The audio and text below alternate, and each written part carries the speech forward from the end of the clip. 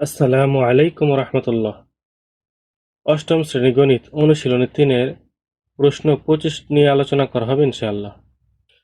প্রশ্নটি হলো, একটি ঘরের মেঝে 26 মিটার লম্বা ও 20 মিটার চওড়া।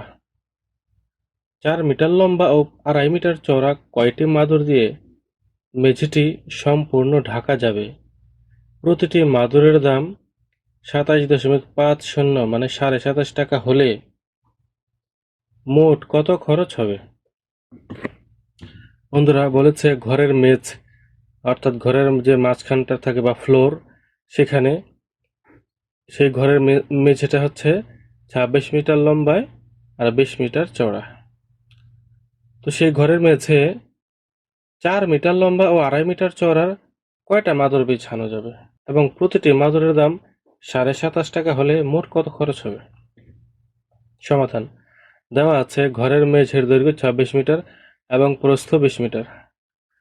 যেহেতু মেঝের দৈর্ঘ্য 26 এবং প্রস্থ 20, দুইটা দুই রকমের মাপ, তার মানে এটা হবে আয়তক্ষেত্র।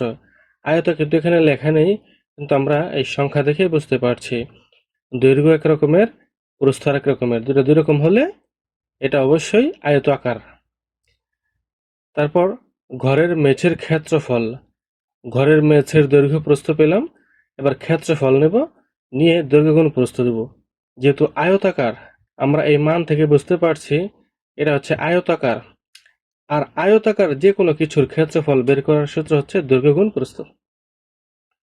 সুতরাং ঘরের মেঝের ক্ষেত্রফল দৈর্ঘ্য গুণ প্রস্থ, দৈর্ঘ্য বরাবর হবে 26 মিটার, প্রস্থ 20 মিটার, বর্গ মিটার দিতে হবে, ক্ষেত্রফল তো বর্গ মিটার দিতে হবে।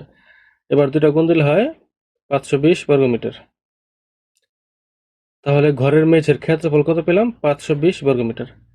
আবার মাদুরের দৈর্ঘ্য 4 মিটার এবং প্রস্থ 2.5 মিটার, দৈর্ঘ্য 4 মিটার এবং প্রস্থ 2.5 মিটার।